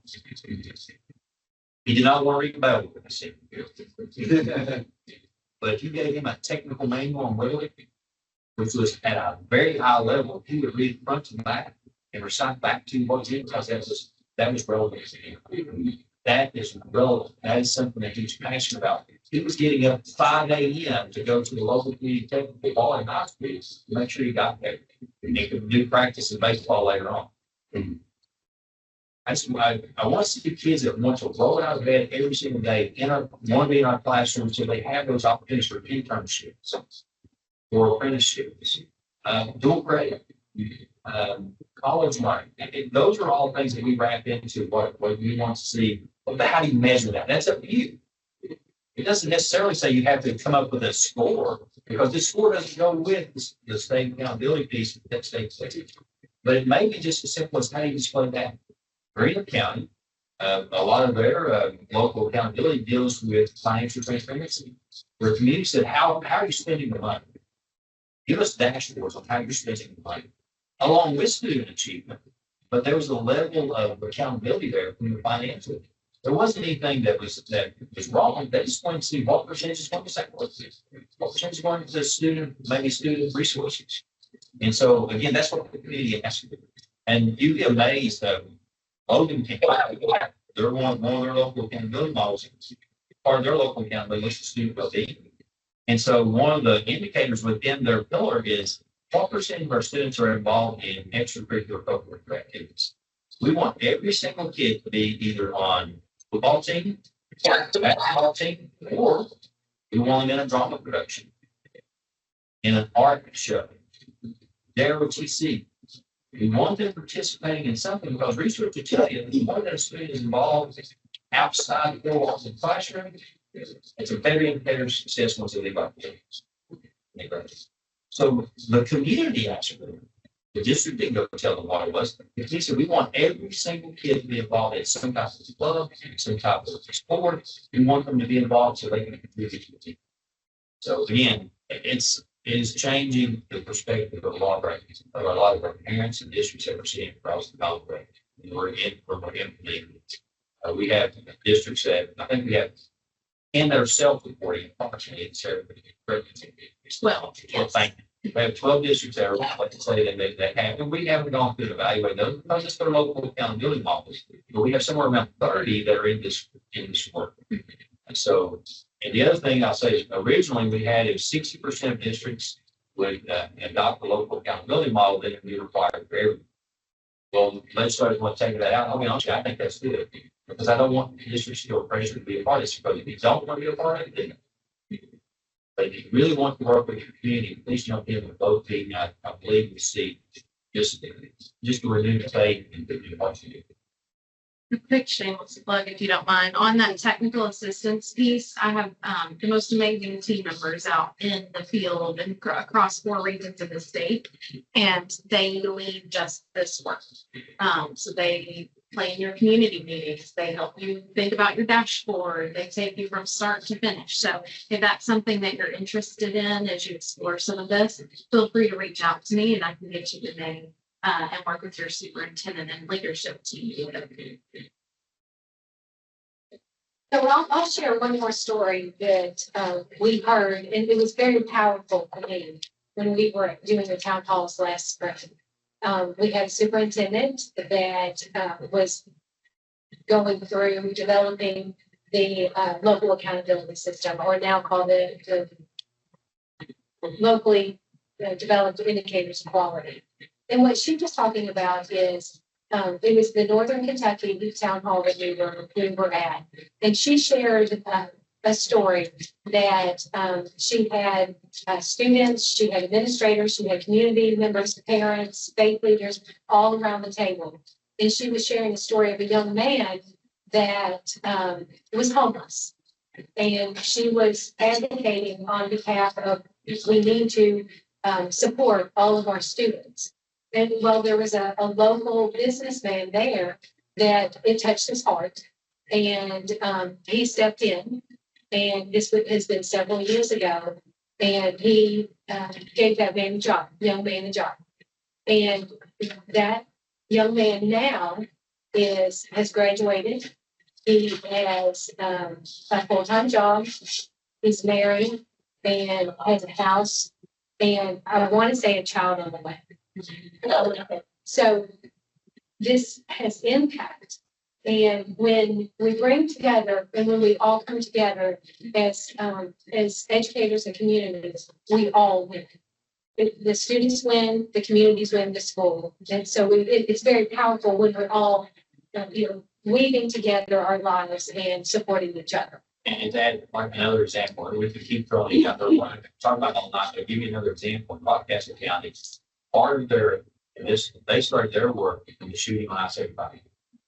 So the community came together as part of the local accountability. We're going to hold you responsible. We want SROs in every school. But you know what? Then it became a community problem, and then the community worked together how to solve it. It wasn't just up to the district to say, how do you come up with the money? It's how can we work with the local police department? Maybe how can we work with local businesses? Because they couldn't afford that. But then it became a community problem. And then all of a sudden they're holding each other accountable, not just the school district, to work together to solve that problem. So one of the things they reported out at the end of the year, we now have SRO in every single school. Things like this. But and to as far as vibrant learning, Marion County, maybe so much one state. Talk about vibrant learning. This is one of my favorite stories. I'll try to say that you make the rest present. But Marion County, there was a student in his interview. He didn't have, he was wearing rubber gloves. Teacher noticed it, followed the student. Well, he was embarrassed because he didn't have it. Well, the teacher began to get together with others across the state and throughout the United States with a group called Enable, I think it was, but it was a robotic. They had 3D printing. Well, they wind up 3D printing a hand for that student. By the time he's in 4th grade, he's in 3rd grade, he had a 3D printed hand. Looked like Iron Man. But if he flexed his wrist one way, it would close. Flexed it the other, would open. And it was held together. It was 3D printed in the school. Now the school holds the rights to that. Now that young man's in a 3D printing class. Now, how do you measure? That's vibrant learning. That's relevant. Can you imagine being a part of a school where you're another student? You know what? I had a part of it. those are the kind of opportunities where the tiny houses, like Sheriff pointed out, that where you have districts where you'll have a engineering class designing tiny house, you have a progress class in building, electricity class wiring, art class in painting, a budget, a business class that does the budget, they sell it, and all of a sudden they build another tiny house. And maybe you do tiny. How can you measure it? What does that do? So again, this part of the of the local accountability, what is your community expecting? How do you get that input into that?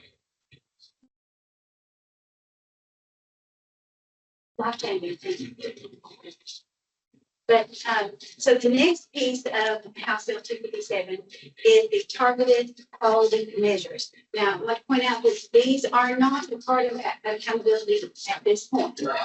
They're just measures that will be on the school report cards.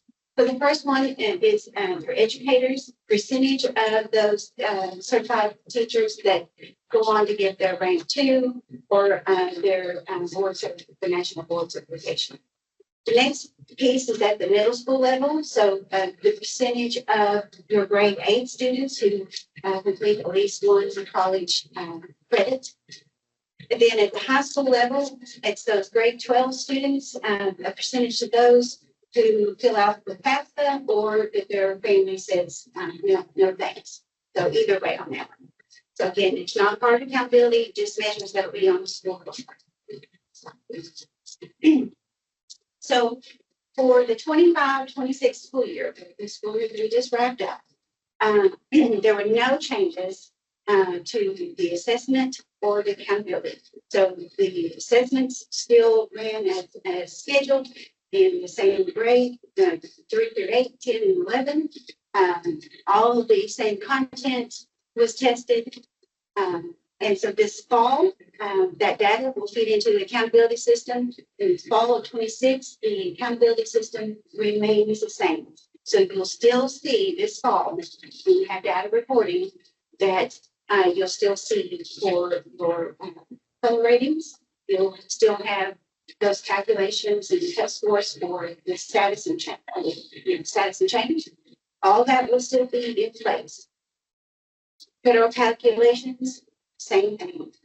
Status and change will be in there to help calculate for those classifications. So again, for this year and this data reporting this fall, everything remains the same. So here's where you start seeing changes. Starting with the school year 26 and 27. The first thing you'll see, the first thing you'll notice is the acceptance are going to be different. We're still testing the same grades, 3 through 8, 10, and 11. But what we're removing a few things. So editing mechanics and on-demand writing and the survey. All 3 will be removed. Now the survey will still be on our website and is available if you would like to use that as a part of your local business. Now accountability, and you'll see the changes that will be fully in place in the fall of 27. So that we'll be going through, and as Stu said, we're working on the regulation now. We're here to get your feedback. What you're going to start seeing and hear us talk about throughout the rest of this time that we have with you is chronic absenteeism will be a new indicator. Individual student growth is a new indicator. Change from each indicator is being removed. So we're replacing that with growth. And then writing as an indicator is being removed as well. Now, while we're talking about assessments here, I want to point out to you that as Jennifer talked about, the RFP process for the college admissions exam, KSA and AKSA will soon hopefully will be going out for bid as well. And you see changes just with the 28 spring 28 and beyond. Hopefully. Okay, so what's meant for Kentucky? So, we have our state laws and regulations, and then we have the federal. So federally, there's some things that have to be measured. And so we talked about 5 different buckets. The first one is the school quality and student success buckets. We have the graduation rate. We have progress in English language proficiency, growth, and then our academic achievement bucket. So we have those buckets that we have to measure as part of the federal template. Yes. Next slide, please. So with that, here is the lineup of what our new accountability indicators will include.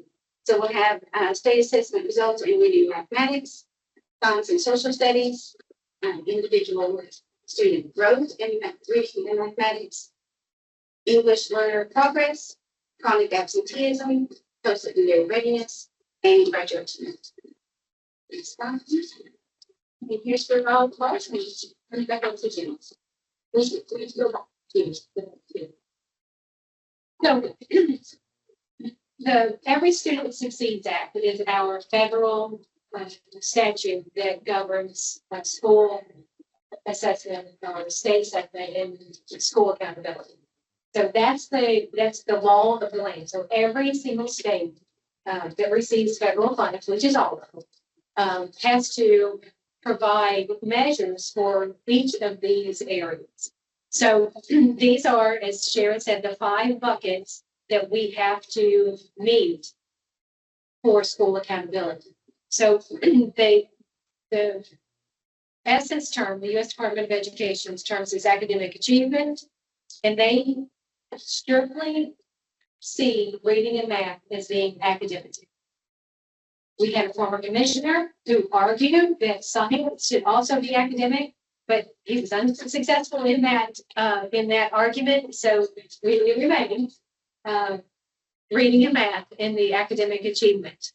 Then the student growth or other academic indicator, the EL progress, graduation rate, and then this quality of school quality student success. So that those areas become very important when we go to meeting our federal guidelines, because if we go to the next slide, how many indicators do we have here? More than the federal. So you see, as a state, we value more than just the reading and math, just the graduation rate and so forth. We have more indicators in our state system that we utilize for identification of continuous school improvement, targeted school improvement, and additional targeted school improvement. So that's what the ESSA, the school accountability, leads to, is those identifications of those particular areas, CSI, TSI, and ATSI. Think of it, there's 2 parts to the accountability model. One, the local accountability, which is what you drink to get. This part it meets all the, it's the formula. What's the formula that goes together for the calculation of CSI? Local accountability set. But these are now the new, what you're looking at will be these will make up the formula for the index, if you will. What percentage are math and reading? What percentage will be science and social studies? So think of it in those terms. These will go together for a formula for percentages that will go into an overall rating ratio. So many of you, as you were talking about your successes for your district earlier, talked about your color rating and the fact that you had various colors. These lead to your colors. Okay, so our state uses the colors. The federal uses the identification of CSI, TSI, and ATSI. So we've got separation in that as well. So these are the pieces that lead to that overall index, that then that formula that goes into those color ratings. Okay. So beginning next year, so we're going to go through fall reporting of 2026. As Shara said, there's nothing changed. So in a couple of months, we're going to have our public release the same that we had last year. So it's going to be the same type of release, all of the indicators that we had last year. Now, these are going to be the new ones. So think about when we come back, Sharon and I come back this time next year, we're going to be talking about these because we're going to get ready to release these for the first time in 2027. Okay, so we want to hear what your thoughts are about individual student growth. Okay, so just a little bit about growth is that schools that are not high schools, elementary and middle schools, may have student growth that is measured by a peer-reviewed state assessment. And we say that again, state assessment must be approved by and administered by the state. It's got to be peer-reviewed. So we heard a lot about districts using your formative assessments or your interim assessments, like your STAR, your MAP, your iReady, those pieces. We heard a lot of positive support of using those for growth. Those are not peer-reviewed state assessments. Okay, so those would have to go through a tremendous amount of peer review and state administered and then to be able to be utilized for state school accountability.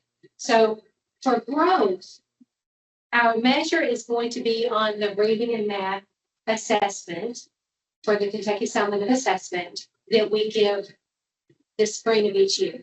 So when we look at growth, we're going to look at growth from 1 year, third grade reading, to the next year, spring, fourth grade.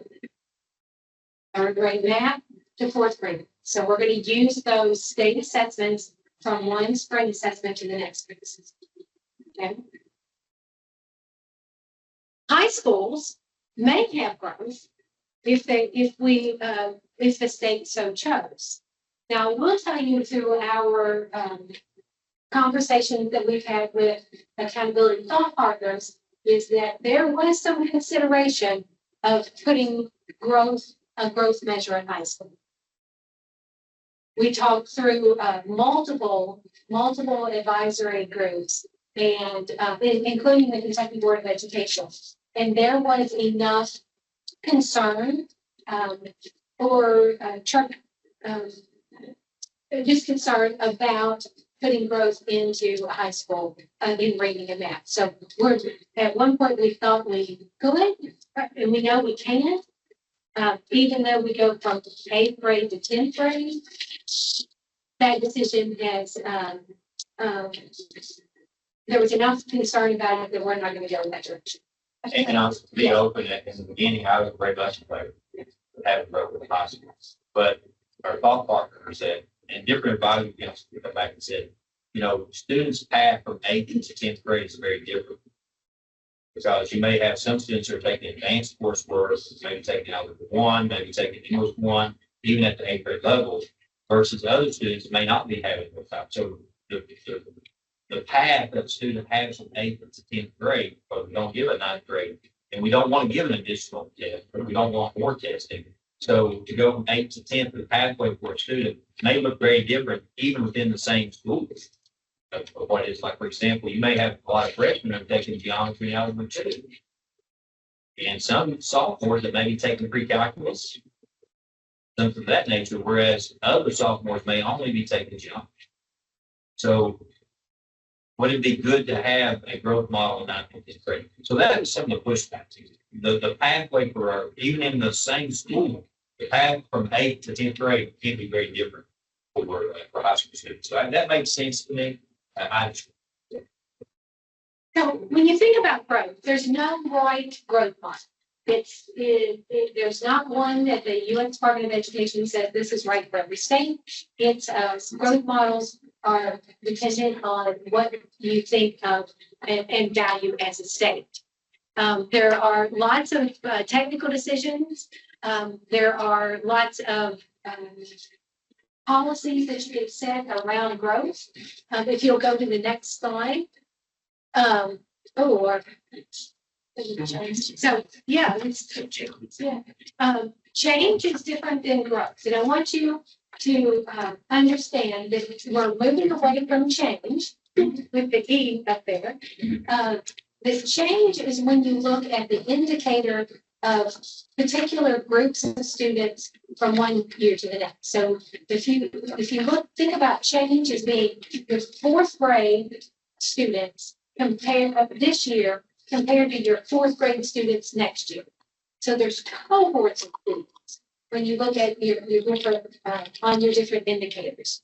Where growth is, we look at what David does and in fourth grade and what David does in fifth.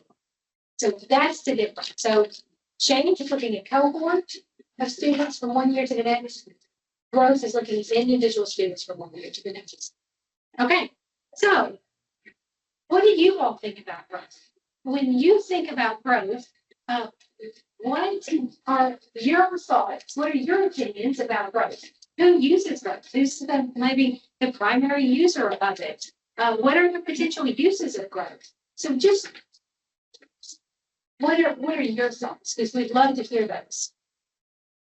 Yes, my thought is that every child should be making this year's growth each year. So when you look at, you use this, and have they grown that much or more? So did you hear what she said? A year's growth. Yes, I did. It's term commissioner likes this. I use a lot.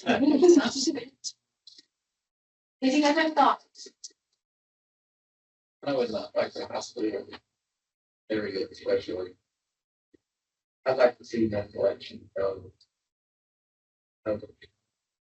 how many students are taking either technical classes or new credit classes or that type of stuff. Also, my daughter graduated after college second. Dual credit was the greatest thing ever. We had an associate's when she was doing it. And she was fine. All issues at the same time. So, I mean, and I've seen it from the technical side of things too. I mean, from the students that go to welding classes and go to plumbing classes and go to all this other stuff. That's the people that are really going to make a big difference later. I have no idea how many we've got. And I mean, I could probably get it from our school or our Bible, but compare it with we've got him, compare it with and play it with some of the others. I have no idea if money's got so I don't know how well we do. We do have an indicator that's part of the hospital that is changes in readiness. So it's overall, you can break that down into career readiness, you can break that down into other numbers. But that could be a great local accountability. You know, we want to set a goal of having 100% of our students to have one of these measures. And so then all of a sudden that becomes a local accountability measure. Now, it's also part of the hospital transition readiness. Now, and you can compare it. How do you compare it with But, you know, we do have some districts that make that a focus. There are several districts that have a 100% transition readiness. They also make that part of the difference. Dr. Separate, I'm keeping an eye on time and I also want to evaluate whatever we don't get to, if you all are okay with it, I would love to send members out these discussion prompts just so they could reply to them outside of this meeting. So I just want, if you all feel rushed at all and not being able to provide feedback, we'll make sure that you have an opportunity to do so. Thank you. What about kids listed on my heart? Their living condition. Maybe their parents are drug addicts. And there's a kid in Gary County, and I didn't realize this. I've been on the board 22 years. But because of this kid's situation, he dropped out of high school and things just progressively got worse. And he wound up in our homeless shelter. Well, the staff at the homeless shelter has helped this kid, got his GED. He applied for grants, and he's been accepted at East Kentucky University. I just talked to him. I had a wedding at the homeless shelter Saturday. I talked to this kid, and I told him how proud I was of him. We've got a lot of kids like that. And I know you're going to be talking about probably absent kids here in a little bit. But are these included in all these assessments? So living conditions, Like this kid I just described? yes. Every student is included in your school accountability. If they're there for a full academic year, yes. And we're getting ready to talk about chronic absenteeism. And that's a part that legislators think will help part of your issue that you're bringing up. So that with their theory is that if they put in place chronic absenteeism into the school accountability system, they'll be more focused on getting students into schools. And from there, providing more support for that student. I think another thing we could do, let's go back to the local accountability piece. I want to draw back to this. You know, what percentage of our students are dropping out? You know, okay, what percentage are we meeting with them individually and trying to create plans before they drop out versus after they drop out, and what success rate? So you can do those type of success rates on local. Now, we have graduation rates that doesn't go in and say this, it just says student drop out. But what plans are you making as part of that? What kind of dashboards you have? So how do you change that into a local accountability measure that if it's on your heart, it's on your community, it seems to be an issue. How do you address that? What percentage of our kids are dropping out? How do we decrease that? And then do we have a dashboard say how many kids have had home visits or visits one-on-one with our counselor? You know, you can do different things as part of that accountability to cut those numbers down because that's a real issue. And you know, I'm from Eastern Kentucky. Was a real grandparents raising their grandkids, not only in Eastern Kentucky, but throughout the Commonwealth. Such an issue. That's that I've been trying to figure out how we can collect that at the state level, because now I just ask, you know, give the campus garden. But you know what? Those grandparents who are raising their grandkids need special support. They're doing their best, but we want to support them too. But anyway, those are things that you can do into it. While we have, I'll say, overarching data, if you really want to dig into it, how's that part of your local? Who told us for the slide deck? I don't know this. Our slide deck, but anyway. So just a little bit about the chronic absenteeism indicators. So so on the school report card now, for the 24-25 school year, right now we are showing at 25% chronic absenteeism rate. So now talking about moving into indicators for the accountability system, more than 30 states already include the chronic absenteeism indicator in their accountability system. Now, this we say NAMED, that bucket that we talked about earlier, the school quality and student success indicators. So we're hoping that this will line up with that as the federal plan. Now, it does include excused and unexcused absences. So that's where it gets a little tricky. Next slide. I want to be on the board on the slide here. We have chronic absenteeism defined as by House Bill 257. So I'll just read that to you real quick. Chronic absentee indicator as a student engagement as measured by chronic absenteeism, which shall be defined as a student missing 10% or more of the yearly time for excused or unexcused reasons throughout the school year.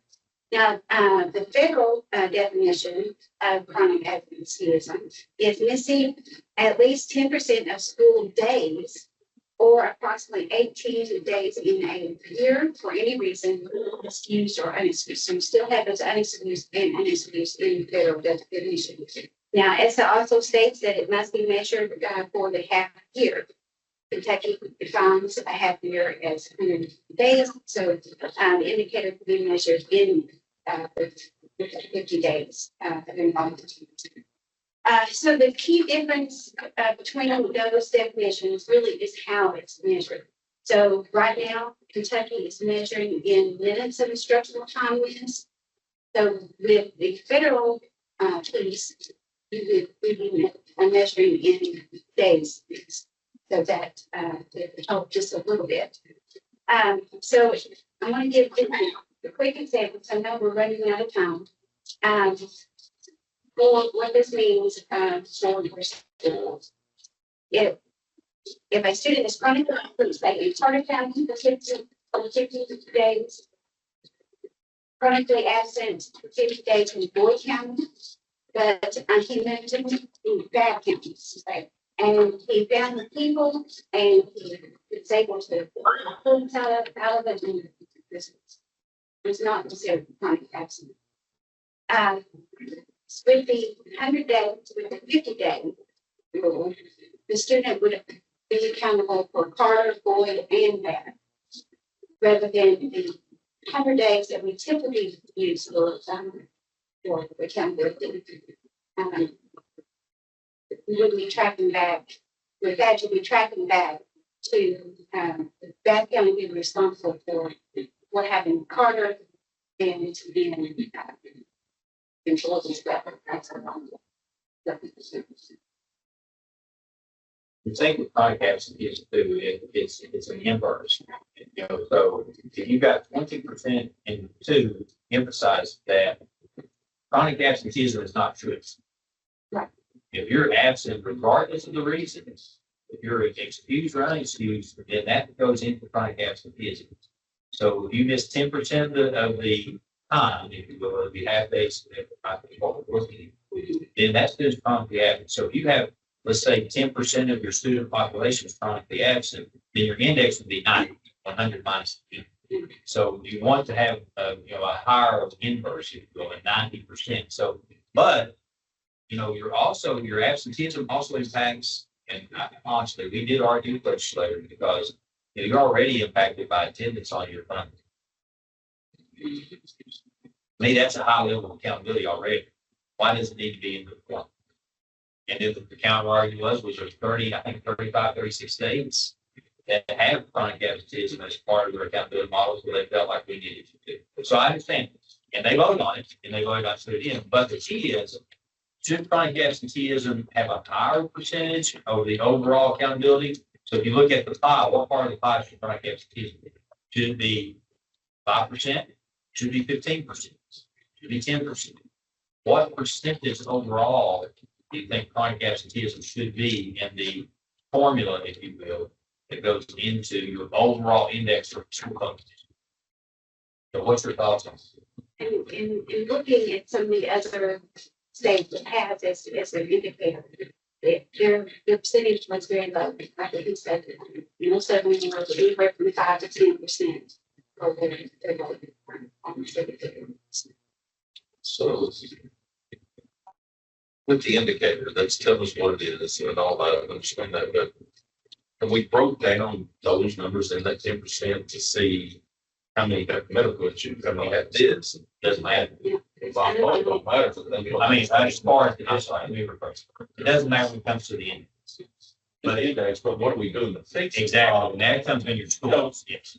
I mean, why is legislation passing this to say, okay, you've got a kid that has, I've got a grandson, so this hits dearly to me. Every 28 days, he has to miss school for 3 days because he gets a shot. It is a chemo shot that he has to take, and he can't be around kids for 3 days. So, but he's ahead of his class. He's very intelligent. But why would that be a thing? And that should still get done funding to that child because he's still learning. He shouldn't count against these days and things. One of the things that some states, let's talk about funding. Some states have average daily membership. So, you're still responsible for educating 100% of the students. But if only 92% show up, you only get 92% of funding. You still have to have teachers for it. So we've made some arguments with our legislators about wanting ADM as opposed to ADA. That hasn't passed. But I can see where you're going, because we're still responsible. More importantly, I guarantee your grandson doesn't want this list. No, absolutely not. So I agree wholeheartedly with that. When you look at the chronic absenteeism, that indicator how many students have an orthodontist appointment every single week? How many students, and these are genuine things. So, you know, I told legislature, I'm not telling you that, I told the legislature, I was opposed to the chronic absenteeism being added in. But again, it's part of. I'm all for knowing what to do with it, but don't use it in a lot. You know, I'm always wanting to know why. Yes, I think that, figure that out, but don't penalize. And that's the argument for the small percentage, because some of that's just out of control. Now, I won't mention any names, but you do have some districts that have 35–40% of their students that are chronic gaps. Oh, yeah, that's a whole different. That's the difference. And even though I'm sure that they have reduced service, and you want to have busy people, I'm sure. A lot of times, I'll stop. I was running a long time. To me, there's 3 tiers when it comes to chronic gap. My absenteeism. One, what do you do with the general public to say, okay, how can we make sure that we're addressing food insecurities, making sure you have clothes, making sure, and the general population, can we help the general population? 2, when you get into work, that doesn't work, then how do we make sure we go meet with your parents? Okay, you're missing a lot. What can we do as work as a team to make sure the kids here? But even sometimes when you get past that second tier, sometimes kids still don't come. But what do you do with your forces? Do you have support from your local county attorney?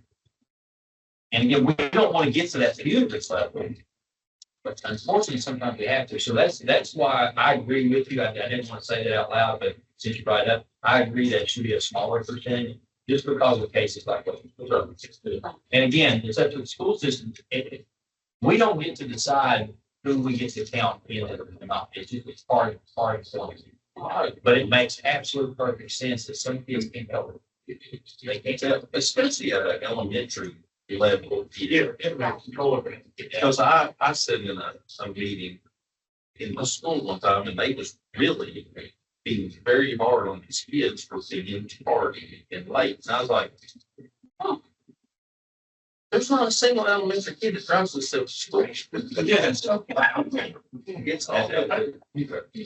And that's the other thing too. Really, we're penalizing on adult behavior. Especially, and that's the other thing, going back to one of the reasons why we oppose those, the FAFSA filling out, things of that. We oppose that to be a part of, and it's not part of filling out, because to me, those are all adult behaviors. You should be measuring students. So we oppose all of the ones that we're talking about has to be reported, being part of, they're not part of the formula. The FAFSA completion, the 8th grade completion, because if your district doesn't have the capability, why should we penalize the district? I mean, they should find ways to make it happen. But on the other hand, to me, those are all adult behaviors, and that you should be measuring adult behavior. You should be measuring student outcomes. So, but anyway, I agree with everything. We brought up Tony. In our county, what we do is they run a second bus for the kids that are running late. And that way they get them to the high school. And they run a second bus. They have to meet at the school, at our grade school, and then they'll take them over to the high school, because that's what they do anyway. But they have a second opportunity to, even if they're going to be tardy, at least they're not going to miss the whole day. So they do a second bus run. Got one more back here. Maybe not all the roads in today.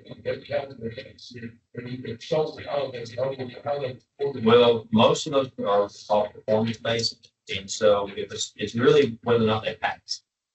So if you have a student that's on virtual and they have 4 classes and they pass 3 of them, you get 75 attendance. That's a lot how that attendance works out for virtual students. And again, as far as whether or not they log on, so you correct if I'm wrong, it's more about whether or not they pass. So you can have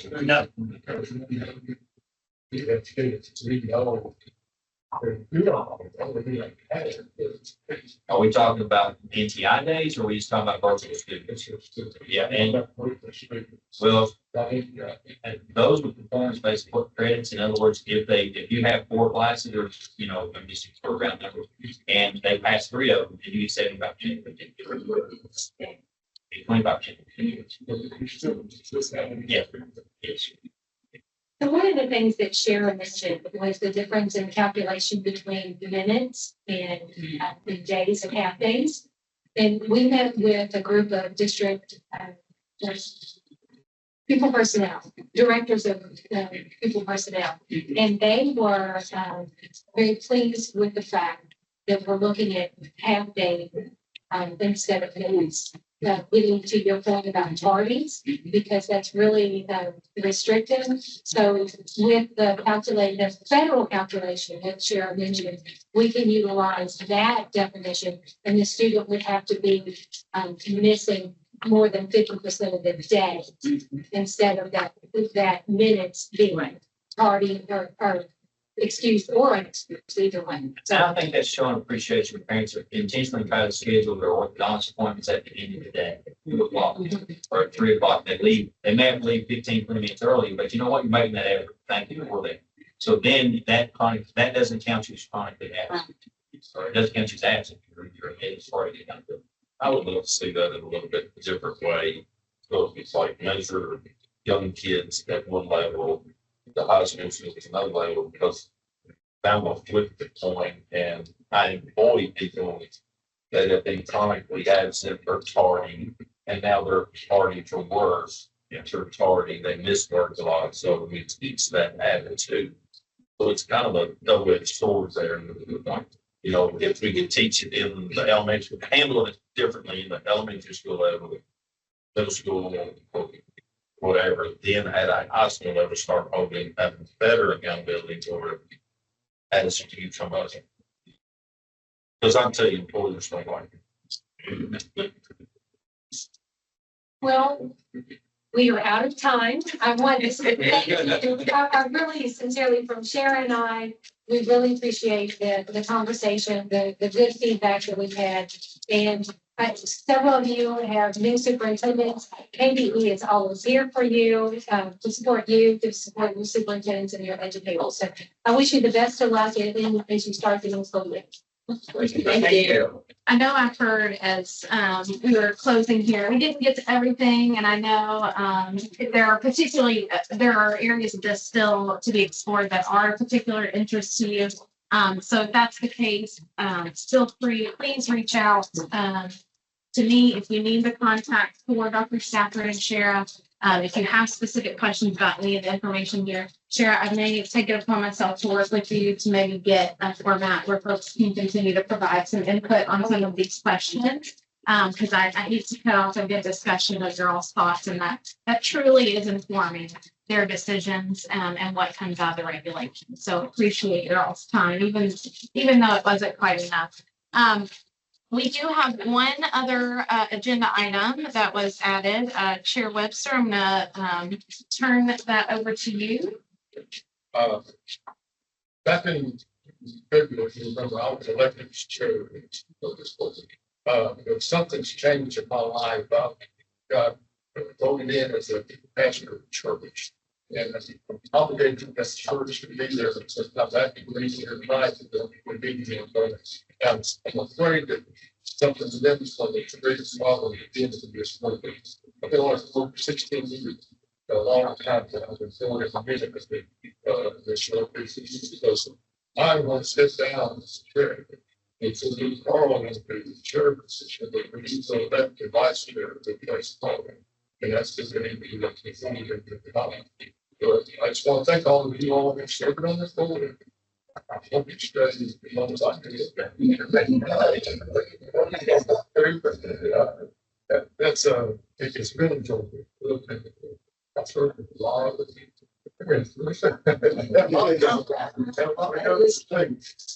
sorry about that. I'll say the same thing, but some. But we do need to elect the vice chair. It's like want to nominate somebody or somebody that's going to step up if nobody nominates them. It's vice chair. If I might add, and so just so you all would know an expectation, what Jody and I tried to do is we take a first pass of an agenda based on the survey input and conversation we had in December. And then we call a meeting about 1 week in advance of this next meeting and just run through that with the chair and vice chair, set up facilitation roles, address any questions. And then David, of course, always reaches out to see if you all have additional items you'd like to be on there. So I would hope pretty low investment of time and energy, but you know, obviously looking for someone who would commit that little bit of extra time and leadership to this group.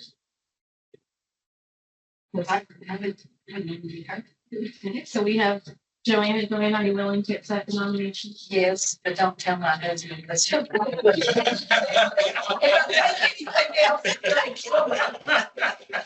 divorce me. You'll just bring home double the cookies. Yeah. Any other nominations or someone? I'll say nomination seats.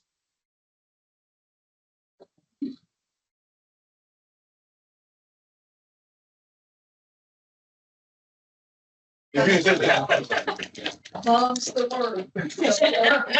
Well, we'll do this all in favor of Joanna serving as vice chair. Say aye. Aye. Any opposed? Her husband. He didn't have money. I'm on the sign-in sheet tonight. My question, No. has he ever had a vote? She just makes him think he does, is what we say. Well, David, thank you for all of your years of service. You have been a great And we'll pray for you. Yeah. Big undertaking. Church. Our next meeting, of course, make it pretty easy on you all. This has been wonderful. I mean, we've got everyone here tonight. Fantastic. Thank you all for being here. December, we will work with Brenna on your next convening, about same time, but hopefully you'll be in Louisville as the pattern follows. So looking forward to seeing you all again then. And I will send out around Monday or Tuesday a follow-up email with these resources. You've got those, but I'll also work with Sharon to make sure that you all have a way to contribute your input if you dig any deeper into the assessment accountability work. Thank you all so much. Thank you. Thank you.